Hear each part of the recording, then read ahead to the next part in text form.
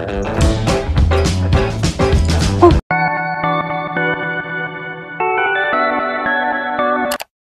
people, welcome back to my channel. Halo semuanya, apa kabar? Aku harap kalian dalam keadaan happy and healthy.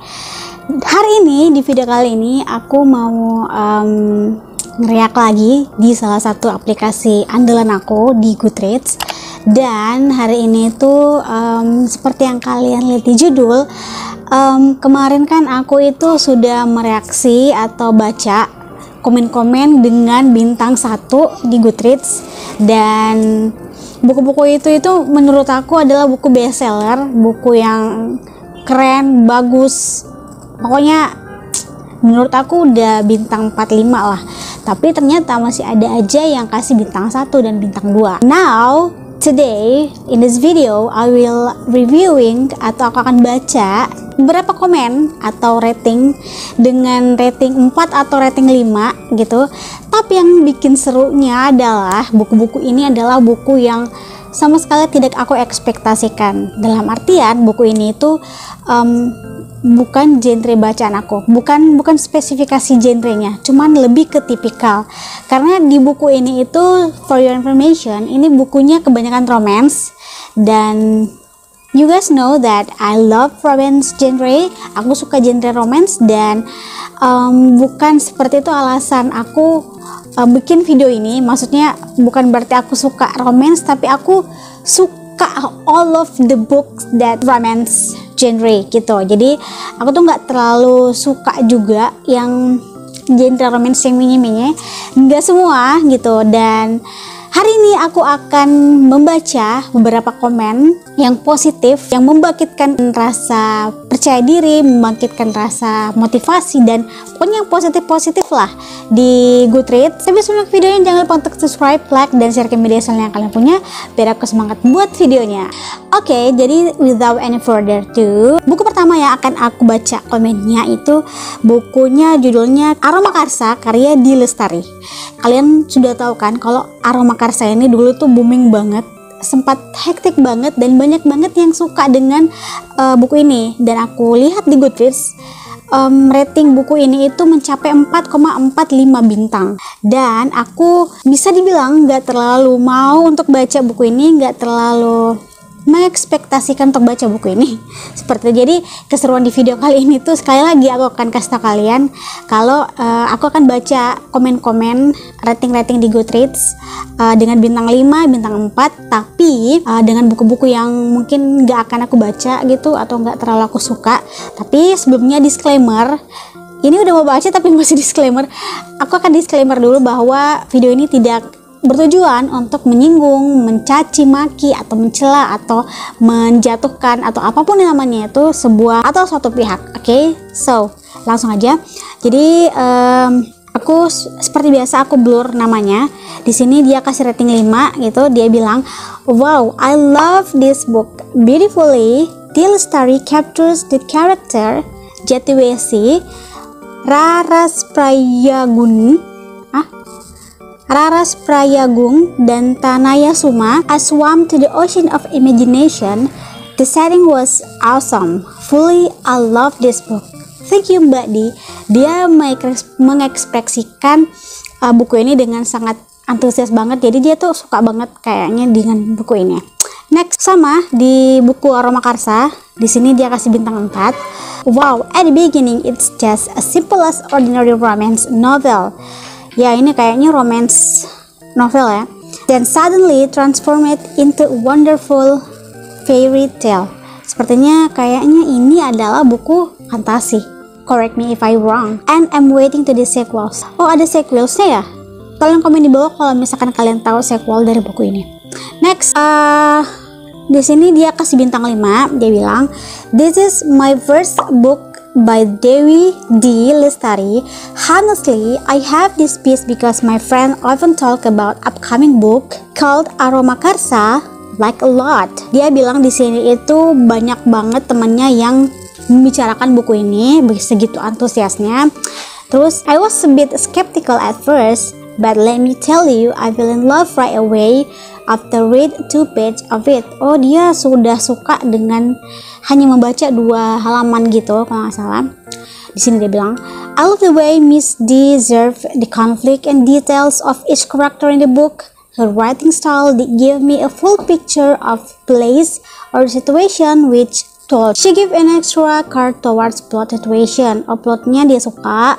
You can tell that the author going for extra mile for doing research based on how to tell the plot, character, and the topic. Di sini dia bilang kalau si penulisnya ini mendeskripsikan karakternya, plotnya itu dengan begitu banyak riset, jadi benar-benar serius dan gak kaleng-kaleng gitu.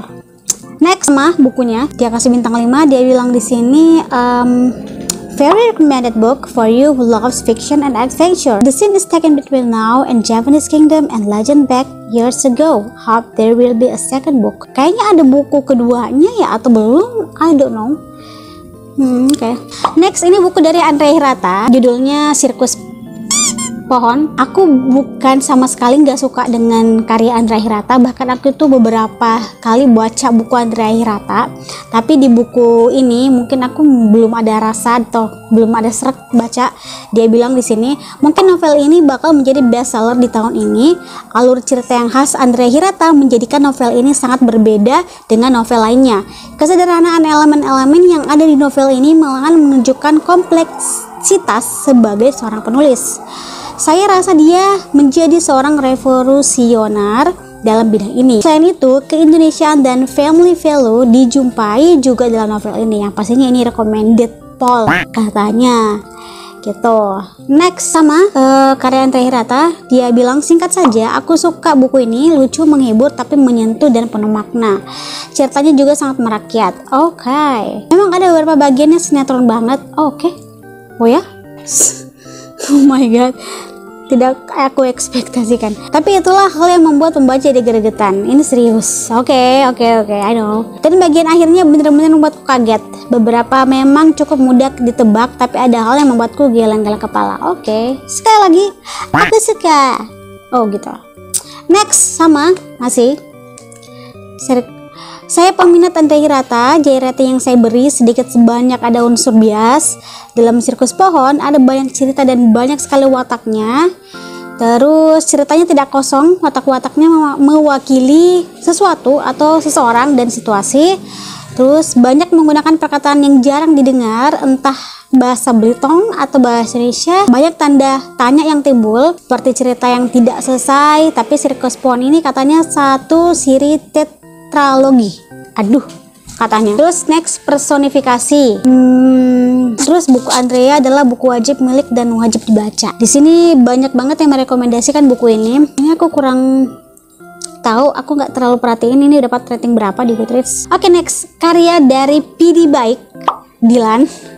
You know very well this book, and I know it. Pada saat buku ini lagi booming, aku tidak sama sekali ingin atau mau membeli atau menyentuh atau membaca buku ini. Bukan aku yang kayak menjudge bahwa buku ini buruk atau jelek atau ceritanya nggak bagus. Enggak, buku ini bagus kok dan sampai difilmkan. Kalau misalkan nggak bagus nggak mungkin difilmkan ya kan.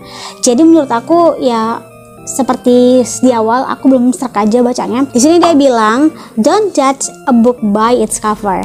Oh, that's me, thank you. Well, it happened to me. I ever read a few pages of this book and I thought I will not like this book because it's look like a template for me. So dia bilang di sini itu awalnya dia nggak terlalu suka dan nggak terlalu berharap lebih ke buku ini karena buku ini tuh kayak template remaja-remaja gitu ya. Terus dia bilang yesterday I tried to read it again and unfortunately I fall in love. No kan? Jilat udah sendiri.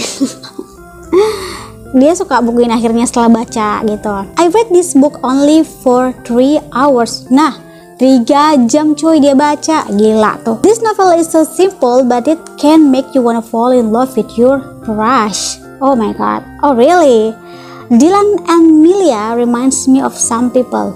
Oke, mungkin temannya. Thank you and good luck, PD Baik. Oke, dia kasih semangat kepada authornya, and that's good. Next, oke, di sini dia bilang I've watched the movie first. Dia bilang dia nonton filmnya dulu, and then I read the novel, baru baca bukunya. And I think this is the best novel love story from Indonesia. Dia bilang di sini dia suka ceritanya dan dia pikir bahwa buku ini adalah romance yang terbaik di Indonesia.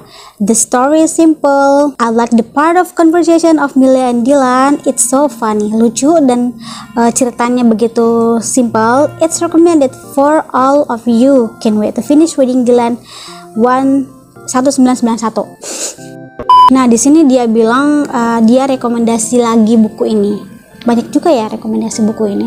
Gak tahu sih, aku masih belum ada hati gitu atau rasa serak untuk baca buku ini. Bagaimana dengan kalian? Komen di bawah. Was reading this book years ago and I don't know, honestly. I've read several reviews saying that they weren't enjoy the plot. Dia bilang dia udah baca buku ini beberapa tahun yang lalu dan sejujurnya dia sudah baca beberapa review.